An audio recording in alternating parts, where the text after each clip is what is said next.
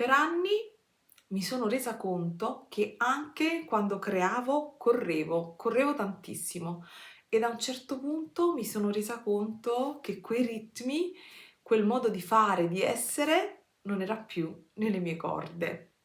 Questo è il nostro piccolo spazio sicuro prima di ricominciare una nuova settimana, quindi ci incontreremo la domenica.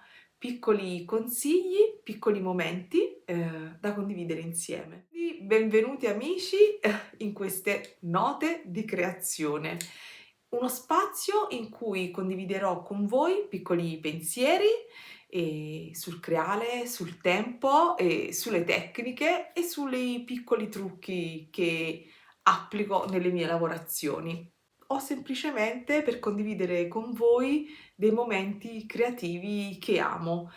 Oggi quindi voglio parlarvi di una cosa che ho scoperto dopo parecchio tempo. Qual è questa cosa che ho scoperto? Molto semplice.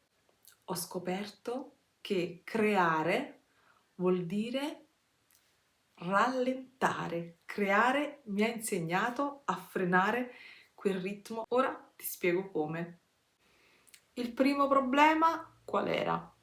Quando iniziavo un nuovo progetto o semplicemente una nuova tecnica o quando ero lì a sperimentare qualcosa di nuovo, volevo finire subito e quella fretta cresceva dentro di me e alla fine per correre il risultato poi non era quello che desideravo e quindi alla fine mi arrabbiavo e questo decisamente non andava proprio bene. Mi sembrava di stare lì e perdere del tempo infinito, veramente. Poi piano piano col tempo mi sono resa conto che quello intorno a me, gli oggetti, la natura, non correvano.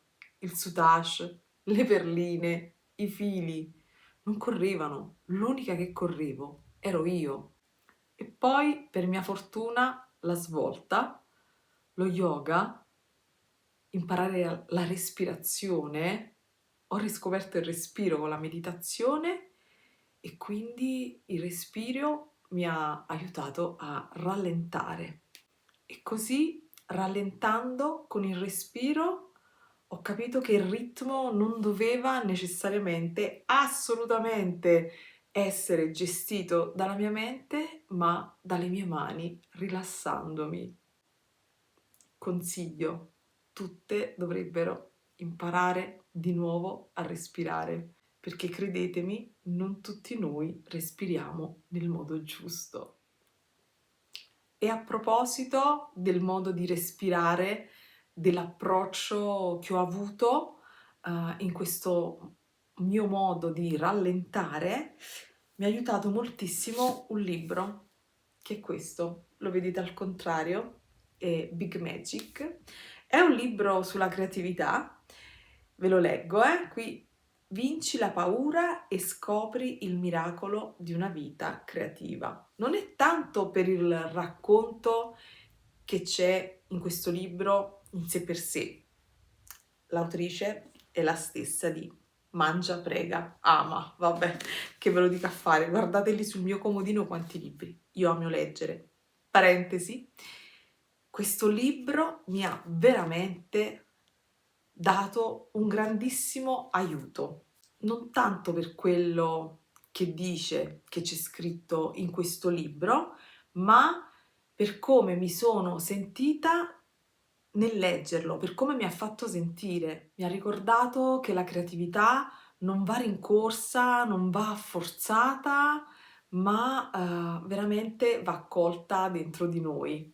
E se a un certo punto smettete di correre, vi assicuramente che le idee vengono da sole, fluiscono in modo libero. È come se avessi capito che in realtà ci sono delle idee che vagano, che non aspettano altro che come un frutto di essere colte da me. Quindi vi consiglio vivamente questo libro. Io l'ho preso su Vinted e se lo trovate è una vera occasione. Non vi pentirete se siete delle creative. Quindi creare con i miei ritmi mi ha veramente insegnato che non serve fare le cose tutte subito, arrivare subito al risultato finale, ma che in realtà è molto bello anche il percorso, lo studio, il tragitto. Non è importante solo la fine di un qualcosa, no? Ma è bello godersi anche il percorso, scegliere i colori, scegliere i fili, scegliere i cristalli. È tutto un insieme che fatto con il vostro ritmo, con il respiro e con la presenza vi arricchirà tantissimo. Ho fatto l'esempio qualche giorno fa dell'uncinetto che se tirate troppo il filo il lavoro viene stretto, viene rigido, così come se cucite troppo stretto e tirate, avete una tensione sbagliata per cucire il soutache, si creano delle guglie e dei difetti nella lavorazione. Invece il fluire con calma, il creare con serenità sicuramente aiuta in tutto quello che è il processo creativo. E poi non dimentichiamoci che dobbiamo contare nell'uncinetto come il brick stitch, se non contiamo e andiamo di fretta, alla fine sbagliamo tutto.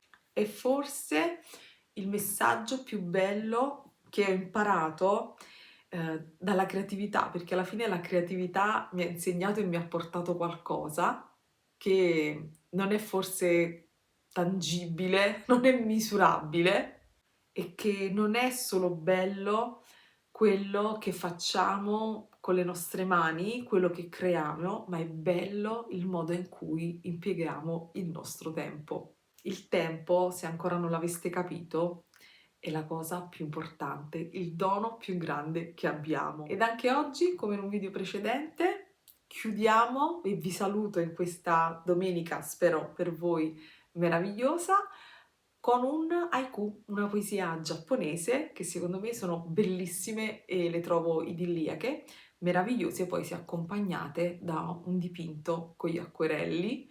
E quindi lo leggo, anzi ve ne leggo due, vediamo se vi piacciono e ditemi nei commenti il vostro preferito. Allora, veniamo a noi. Nel gesto quieto ritrovo la mia pace e la calma fiorisce, oppure tra fili di luce ritrovo la mia casa e la mia mente tace. E con questo vi saluto, buona domenica a tutti, briganti di luce, ci vediamo martedì per un tutorial. Baci!